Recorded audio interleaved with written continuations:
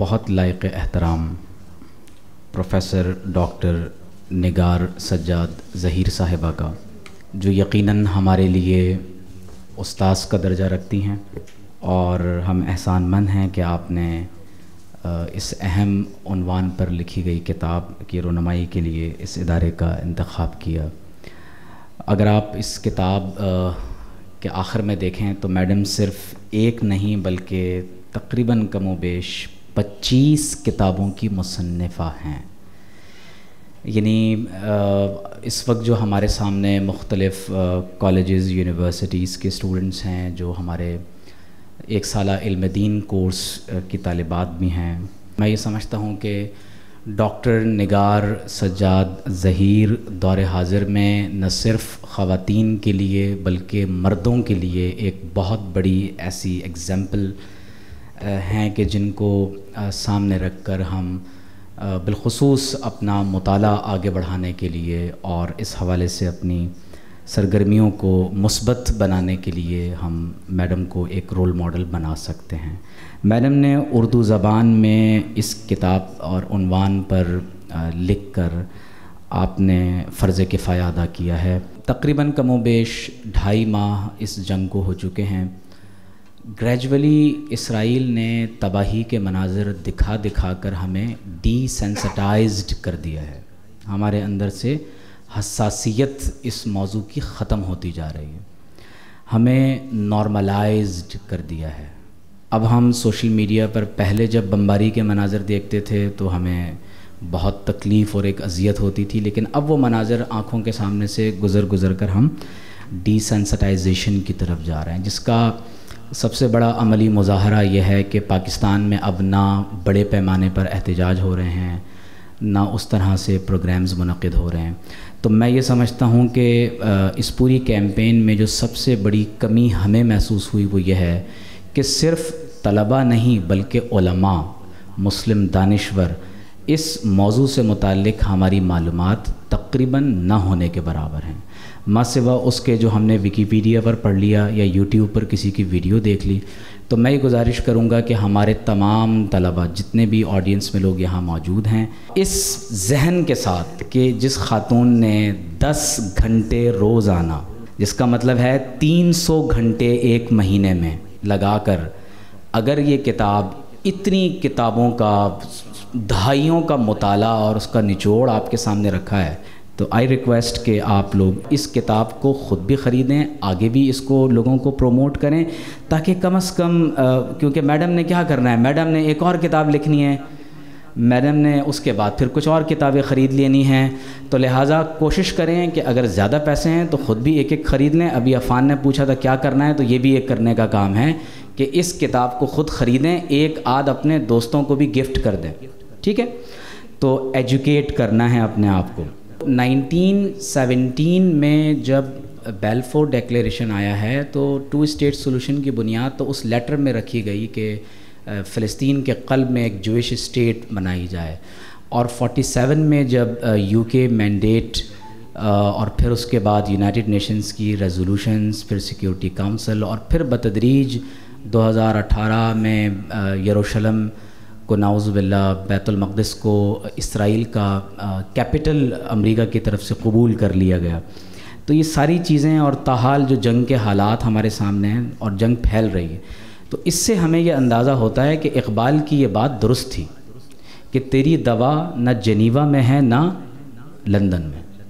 ہم یہ جو سمجھ رہے ہیں نا کہ یہ یونائٹڈ نیشنز میں جا کر یا کشمیر کا مسئلہ یا فلسطین کا حل ہو جائے گا، پاسبل نہیں ہے۔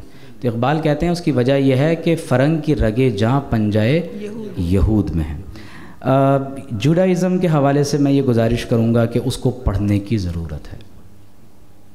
بہت زیادہ کنفیوژنز ہیں ہمارے ہاں، 2 چیزوں کو، بلکہ میں کہوں گا 3-4 چیزیں ہیں وہ ضرور پڑھنی چاہیے۔ نمبر 1، سیرت النبی صلی اللہ علیہ وسلم کا مطالعہ کریں قرآن کے تناظر میں کہ یہود کے ساتھ ماضی میں کیا ہوتا رہا، قرآن کیا کہہ رہا ہے، اور آپ صلی اللہ علیہ وسلم کے عہد رسالت میں ہمارا ان سے انٹریکشن کیسا رہا۔ یہ پڑھنا فرض ہے ہم پر۔ ہم سمجھ ہی نہیں سکتے کہ یہ حالات حاضرہ میں کیا ہو رہا ہے۔ وہ اپنے ماضی سے جڑے ہوئے ہیں، ہم اپنے ماضی سے اس وقت کٹے ہوئے ہیں۔ دوسرا جو اس کا اسپیکٹ ہے وہ بائبل کا مطالعہ ہے۔ کیونکہ جب آپ بائبل کے مختلف حصے کرتے ہیں تو بائبل میں اگر آپ اولڈ اور نیو ٹیسٹمنٹ کی الگ تقسیم کریں تو جوز نیو ٹیسٹمنٹ کو نہیں مانتے کیونکہ وہ حضرت عیسیٰ علیہ السلام پر ایمان نہیں رکھتے. اب لہٰذا پاپ فرانسس بھی اگر کوئی بات کہہ رہا ہے تو جب وہ مسیح کو ہی نعوذ باللہ جھوٹا مسیح مانتے ہیں تو پاپ فرانسس کی کوئی بات ان کے لیے قابل توجہ نہیں ہوگی. یہ بڑی امپورٹنٹ بات ہے. اور ماضی میں جو پاپ کا نام میرے ذہن سے اس وقت نکل رہا ہے، اس نے کہا کہ خدا نے یہودیوں کا 2000 سالہ گناہ معاف کر دیا ہے. تو اس نے تو وہ کلر آف گاڈ نعوذ باللہ جو ان کو کہا جاتا تھا وہ قصہ بھی انہوں نے پاک کروا لیا اپنا.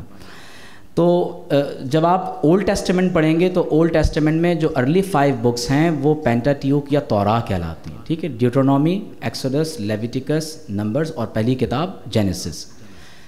یہ وہ کتابیں ہیں جن میں یہودی قانون لکھا ہوا ہے، یہودی اس کو قانون مانتے ہیں. اور اس قانون کے ساتھ یہودیوں میں ایک نقطہ نظر یہ بھی پایا جاتا ہے کہ خدا نے ریٹن لا کے ساتھ موسیٰ علیہ السلام کو ایک اورل لا، سنت جس کو ہم اپنی اصطلاح میں سنت کہتے ہیں، ایک اورل لا بھی بنی اسرائیل کو دیا تھا. وہ بعد میں اپنی تشریحات کی صورت میں ہمارے سامنے تالمود یا مشنا، گیمارا وغیرہ کی صورت میں موجود ہے. اس کا مطالعہ کرنا لازم ہے. کچھ علماء ایسے ضرور ہونے چاہیے جو جوئش پرسپیکٹیو کو، یعنی آخر 45 جوئش اسکالرز یہ فتویٰ نیتن یاہو کو دے رہے ہیں جن میں ان کا چیف ربی اعظم ہے، وہ کہہ رہا ہے کہ بھائی یہ سب کچھ فلیٹ کر، ایلیمینیٹ کر دو. تم اشفا ہاسپٹل پر بمباری کر کے مریضوں، بچوں سمیت سب کو قتل کر سکتے ہو اور یہ بالکل جائز ہے. تو آخر ان کے اندر یہ فکر کیسے جنم لیتی ہے، کیسے پروان چڑھتی ہے؟ تو اس کے لیے آپ کو اور ہم سب کو تالمود کا مطالعہ جو ہے وہ ضرور کرنا پڑے گا. پھر جو کتب التواریخ ہیں، جو میجر اور مائنر پروفٹس کے صحائف اولڈ ٹیسٹمنٹ میں ذکر ہیں، تاریخ کا ایک پرسپیکٹیو وہ ہے جو ہماری ہسٹری کی بکس میں یا جوئش انسائکلوپیڈیاز میں یا جوئش ورچوئل لائبریری میں آپ کو آن لائن مل جائے گا. لیکن جس ہسٹری کو جو سب سے زیادہ ویٹیج دیتے ہیں وہ کتب التواریخ کا وہ پارٹ ہے جو اولڈ ٹیسٹمنٹ کے اندر ذکر ہوا ہے. اس کو لازمی طور پر ہمیں دیکھنا ہے. پھر 10 کمانڈمنٹس کو میرا خیال ہے بہت زیادہ اس وقت ہائی لائٹ کرنے کی ضرورت ہے کہ thou shall not kill. موسیٰ علیہ السلام نے اپنی قوم سے فرمایا کہ تمہیں کسی کا ناحق قتل نہیں کرنا. تو یہ کیسے اتنے ہزاروں بچوں کا قتل عام کر رہے ہیں؟ پھر اس میں ایک امپورٹنٹ بات یہ ہے کہ ایک ہے یہودیت، جوڈائزم ایز اے ریلیجن، جس میں بائی ریس وہ لوگ ہوتے ہیں جو حضرت سیدنا یوسف علیہ السلام، حضرت یعقوب علیہ السلام کی نسل سے چلے آ رہے ہیں. لیکن جو اشکنازی جوز ہیں کہ جن کا نسب اصلاً باپ کی طرف سے حضرت ابراہیم علیہ السلام تک نہیں پہنچ رہا، جو یورپین نسل کے ساتھ منسلک ہو چکے ہیں یا جو اب زائنزم کی تحریک کے ساتھ منسلک ہیں، ایک بدعتی گروہ ان کے اندر پیدا ہو گیا ہے. تو یہ بڑی اہم بات ہے کہ ان تمام تر افکار کو علیحدہ علیحدہ اپنی اپنی ڈائمنشن سے تفصیل کے ساتھ پڑھنے کی ضرورت ہے تاکہ یہ معلوم ہو کہ یہ سب کس چینل سے ہمارے سامنے پیش کیا جا رہا ہے.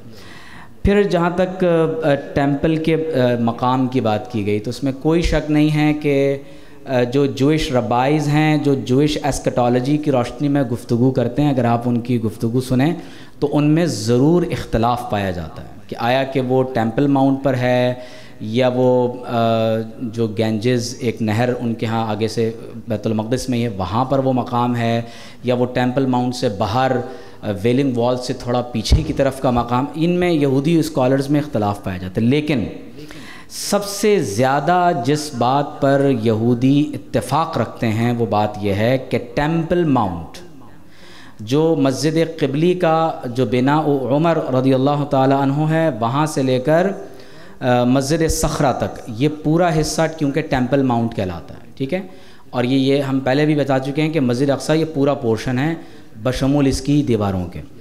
تو وہ یہ کہتے ہیں کہ یہ جو قبۃ الصخرہ کے اوپر جو چٹان ہے نا، یہ ہے اصل مقام جو ہولی آف ہولیز ہے. اور آپ یاد کریں کہ جب حضرت عمر رضی اللہ تعالیٰ عنہ نے یہ علاقہ فتح کیا تو حضرت کعب رضی اللہ تعالیٰ عنہ یہودی اسکالر تھے. آپ نے ان سے پوچھا کہ ہمیں مسجد کہاں بنانی چاہیے؟ تو حضرت کعب نے فوراً فرمایا کہ صخرہ کے مقام پر. تو آپ نے فرمایا کہ تم یہودی ہونا، میں نے تمہیں دیکھ لیا تھا کہ تم نے یہاں آ کر اپنی جوتے اتار دیے. تو ہمارے نبی کی سنت یہ ہے کہ مسجد اگر بنے گی تو قبلے کی طرف بالکل ابتدائی حصے میں، مقام صدر ابتدائی حصے میں مسجد بنائی جائے گی۔ تو یہ بڑی امپورٹنٹ بات ہے کہ ان تمام تر تناظرات میں اس کو دیکھنے کی ضرورت ہے۔ ہم صرف غزہ پر عام طور پہ بات کرتے ہیں، ویسٹ بینک میں اس وقت جنگ ہو رہی ہے، اور مجھے خدشہ ہے، اللہ نہ کرے، کہ اس قدر بڑے پیمانے پر جو جنگ کا سلسلہ ہے اور اتنی جرت کے ساتھ، یہ شاید 1917 میں بعد میں جوئش سیٹلمنٹ سے لے کر تاحال اتنے بڑے پیمانے پر نہیں ہوا جس میں امریکہ کی طرف سے اتنی بڑی معاونت اس پیمانے پر کی جا رہی ہے، اور مسلمانوں کی بے حسی، پہلے تو 67 کی وار ہو گئی، لیکن اب یعنی 48 میں آپ دیکھیں نکبہ ہوا، اب تو کچھ بھی دکھائی نہیں دے رہا۔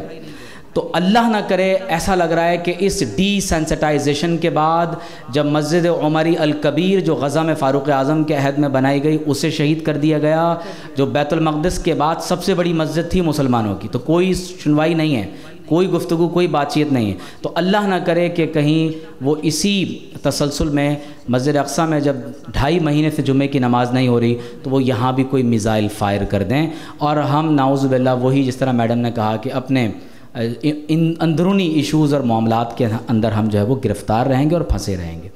تو اس بات کی بہت زیادہ ضرورت ہے کہ اس کی حساسیت کو قائم رکھیں، اور 25,000 سے زائد بچے اس وقت یتیم ہیں، سخت ترین سردی ہے، نہ کھانا ہے نہ پینا ہے، اور لوگ بھوک سے شہید ہو رہے ہیں، لوگ بھوک سے مر رہے ہیں اس وقت۔